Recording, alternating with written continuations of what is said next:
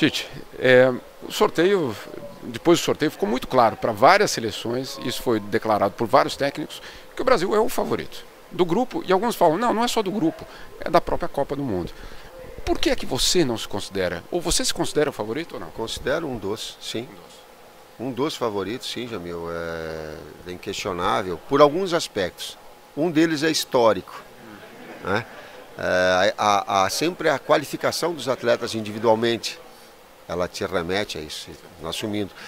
O momento da seleção brasileira, o momento também, isso tudo acredencia ser um dos das equipes. Tu coloca a França, tu coloca a Alemanha, tu coloca Portugal campeã da Euro, daí a transpor para dentro do campo, bom, essa é uma outra história, mas ela é assim. E é exatamente isso, você falou ontem, consolidar a seleção. O que quer dizer na prática consolidar a seleção? Ela saber, nessa segunda etapa, por exemplo, de preparação, enfrentar equipes parecidas com a Suíça, com a característica da Suíça, porque o sul-americano ele tem, por vezes, uma característica diferente, nessa segunda fase de preparação, porque tal qual os grupos foram distribuídos, e eles foram distribuídos a grosso modo de forma equilibrada, né? Porém com algumas características próprias.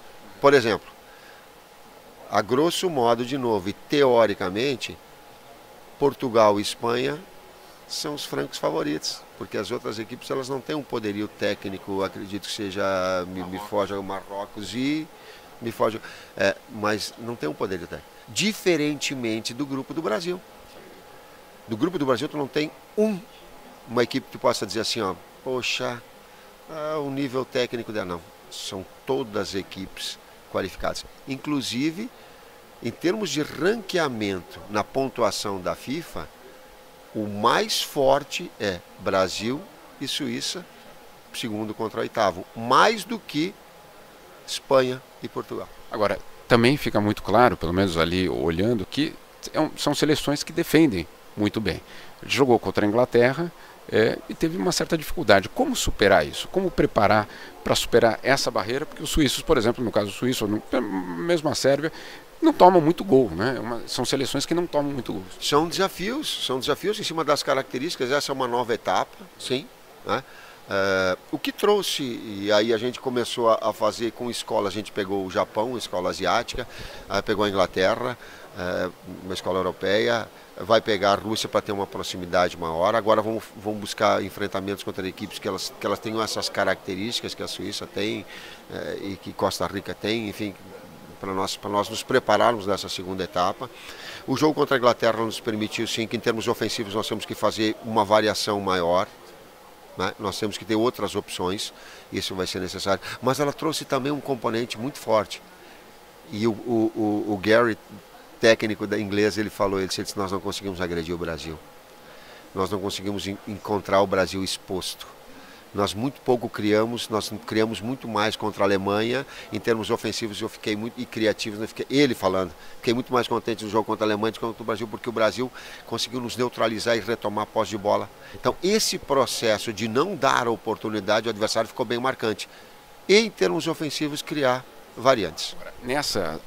Nessas alternativas que você fala, para justamente furar esses bloqueios, isso significa que a lista de convocados não está fechada? Ela não está fechada porque o Brasil, como continente, eu tenho um pouquinho de inteligência para não fechar a lista no Brasil, onde ele te permite surgir um Gabriel Jesus assim de uma hora para outra te afirmar. Então eu não tenho não sou tão burro assim para fechar esse tipo de situação. Ao mesmo tempo, dizia de que essas variantes elas são importantes nesse momento. E se eu tivesse 4 anos, e esse era o ideal de preparação, talvez essas oportunidades elas seriam maiores. Mas não dá, eu não consigo. Entre o ideal e o real, o meu real, o que é? É fortalecer a equipe, é criar essas variáveis ofensivas, elas se consolidar, maturar. Mentalmente, esse nosso grupo ele é muito forte. Suíça mentalmente é muito forte, o nível de enfrentamento dela é alto. E isso foi uma questão na Copa de 2014, né, para o Brasil.